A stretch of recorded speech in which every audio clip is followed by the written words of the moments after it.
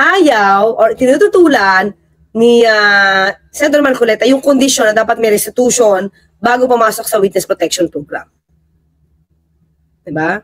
Kaya lang, syempre, kapag nag-Witness Protection Program ka, alam mo naman one of the requirements is dapat tell all. Diba? Ngayon, ang tanong, mga klik, kung tell all ka, kung nag-tell all ka na, syempre, aminin mo kung magkano kinita mo. Diba meron nga dito parang umamin si Diskaya na nadamay lang sila? So, nung sinabi niyang nadamay lang sila, meron ka ng admission na you go with the flow. Diba? Sumama ka sa Agos eh. At nakinabang ka doon sa pagsama mo sa Agos. So, sa pagsama mo sa Agos, ano yung napakinabangan mo? Na naka-apekto, diba? Kung nakanakaw ka sa pondo ng bayan. Pero siguro tingin ko naman kung talagang gusto magkaroon ng restitution, oo. Mahirap lang sa puso yan, magbigay ng restitution. Bakit? Nagastos na yung iba. Mag-arang kotse, mag-arang bahay, engranding party, engranding mga regalo. Paano? May natitira, yes. Pero marami rin silang nagastos na. Ilang taon? 2016, panahon ni dating Pangulong Duterte. Namamayagpag na sila. Oh, nakipag-partner pa sa anong pangalan ng kumpanya ni Bongo? CLTG. Diba? Sa Davao.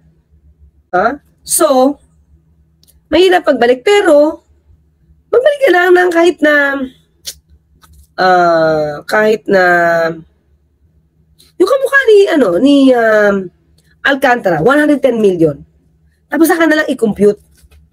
Ang problema, mga ka-clear, itong mga projects ng mga Diskaya, ang insurance nito, kumbaga yung bond, performance bond, kinuha sa kumpanya kung saan di umanong connected ang asawa ni Senator Marcoleta. Although malamang wala naman siyang paki dun. But still, pag nag-bankrupt yung stronghold ba yun, mga kaya, anong insurance kung saan involved yung asawa ni Senator Marcoleta? Dusa yun. Kasi sa inyo naka-performance bond. Di ba? Baka yun. Kasi pagka na-freeze na yan, paano mapapatapos yung mga ghost projects?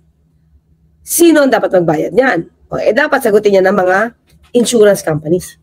Pakinggan natin ito, mga clear. Sara Diskaya ang lahat ng kanyang nalalaman sa flood control scandal. Dapat din daw niyang isauli ang umano'y pondong ni... Dapat mag-tell all ka. Lahat dapat nalalaman mo, hindi pili. Di ba? Hindi dapat pili. Nakaw, kung gusto pa... At dapat isoli ang lahat ng ninakaw. Kanyang matanggap sa Witness Protection Program. Kung gusto niyang matanggap sa Witness Protection Program, di ba parang pack?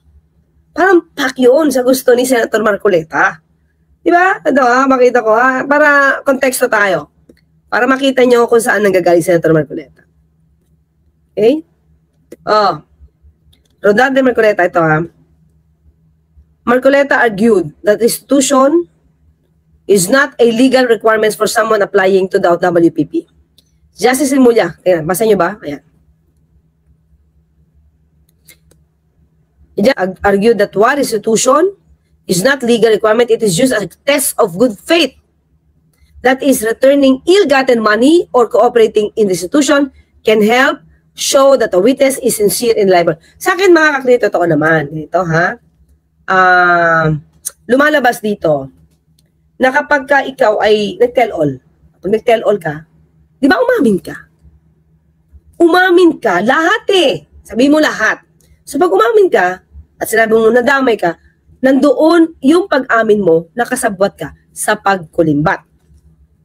Now, kung inamin mo ng kumulimbat ka, at nandiyan pa, kahit paano yung iilan mong kinulimbat,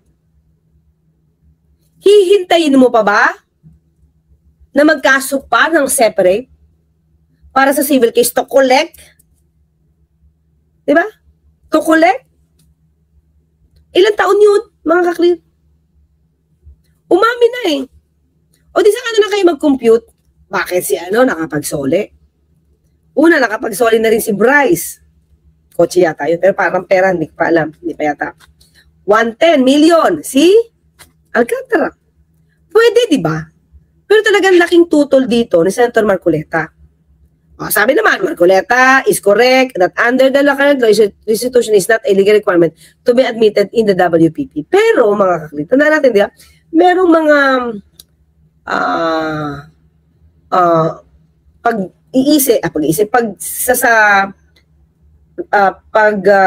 gagawa ng MOA, kumbaga pagkukontrata or paggagawa ng kanilang mga obligasyon. May MOA yan eh.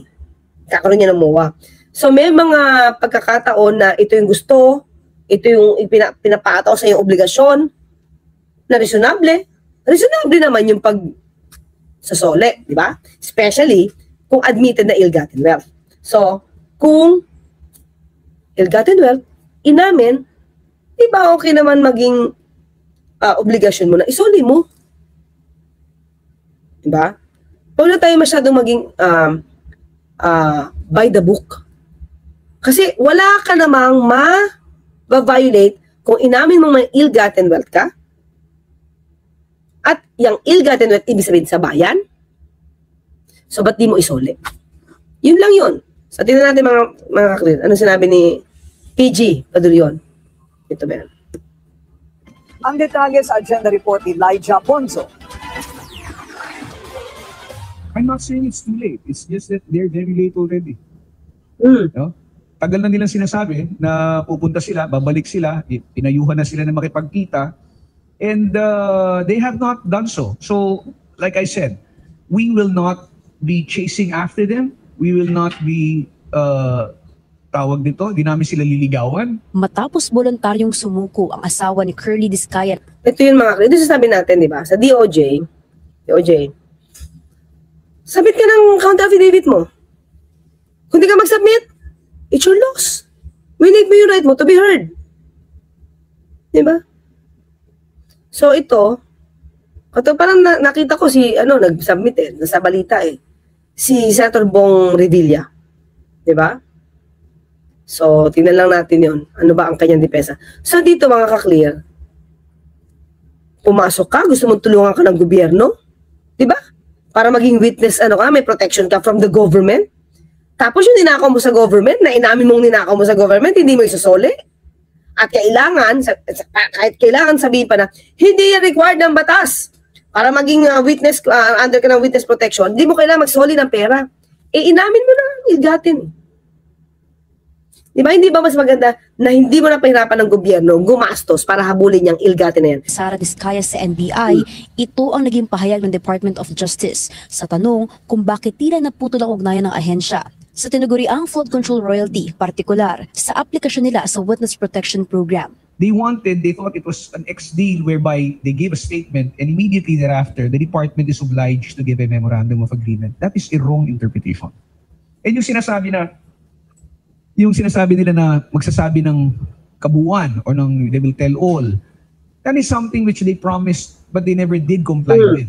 Di ba natatanda yung mga clear? Kahit dati pa, sinabi ni Senator Lacson kay Tito Soto, kaya hindi ito malagay-lagay at hindi makapag-endorso o makapag-request, no?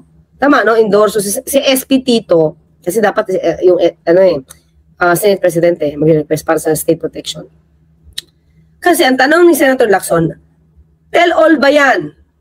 Di ba? So, mukha na nga ako magte-tell all, pero hindi naman ginagawa. Yun ang problema. Ngayon, mga pangalan pa lamang daw ang naiaambag ng mga Discaya. Di ba? Nag-name drop lang. It can be true. Pero how can you substantiate that accusation kung wala kang ipinapakitang anumang ebidensya na mag-uugay sa kanila? Di useless yun. So, hindi mo kailangan mag-state witness protection kasi wala ka na ambag. That's the point. Wala ka na ambag. Sa mga investigasyon ng pamahalaan, ayon sa DOJ, madaling ito sasapat para agad din silang makonsidera bilang state witness. Ayon sa DOJ, madaling magbigay ng pangalan at posibleng hindi ito sasapat para agad din silang makonsidera bilang state witness. Yung sinasabi nila na magsasabi ng kabuuan or ng they will tell all, that is something which they promised but they never did comply with. Sa ngayon, mga pangalan pa lamang daw ang naiaambag ng mga diskaya sa mga investigasyon ng pamahalaan.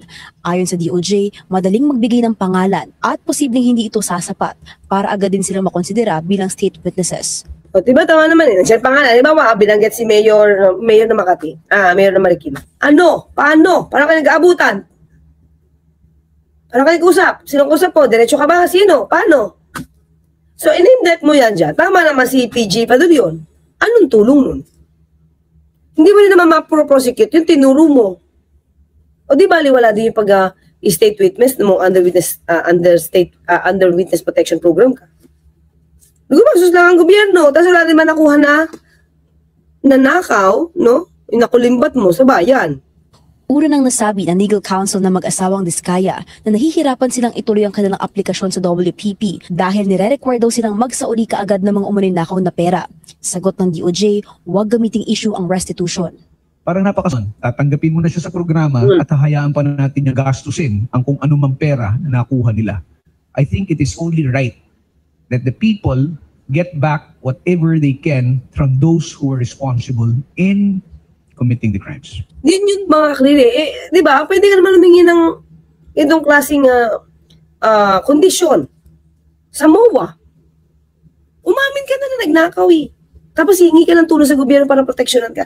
Tapos tama, sabi ni PG. Tapos yung pera na nanatilig sa'yo, tapos gagastusin mo pa? Anong nakuha ng gobyerno sa'yo? Ay, ito dapat, yung sasabi ni PG Padulyon, ang dapat na madinig talaga ni Senator Marcoleta. Huwag pilitan. Di ba? Huwag pilitan. Kasi, ang dihado doon, gobyerno, hindi ba dapat we're working for the betterment of the government? Hindi. Parang nangyayari, pinapahirapan pa di ba? Hintayin ang warrant o voluntaryong sumuko. Yan daw ang dalawang option si Sara Diskaya. Ngayong may mga naisumite ng kaso sa korte laban sa kanya. At ayon kay Fadulyon, wala naman daw masama sa maagang pagsuko nito. Sa parte ng ahensya, sakaling lumapit ulit ang kampo ng mga Diskaya upang makipagtulungan sa pamahalaan, bukas pa rin daw ang DOJ. Para sa agenda. Okay, mga kriyo lang ha. Ibig sabihin, taliwas at taliwas. Kahit nagkaroon na sila ng hearing, ganun pa rin ang babalik. Kahit ipilit ni Senator Marcoleta sa hearing na ito dapat. Nakikipag-debate pa sila, nag-debatehan pa sila.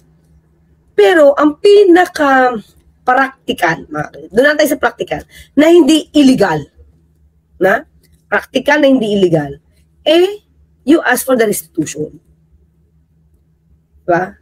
Kasi gagamit siya ng power ng government, gagamit siya ng resources ng government for his, protection, for their protection. Hindi ka magbabalik. Ano ba? Kaya thank you kay PG Padulyon.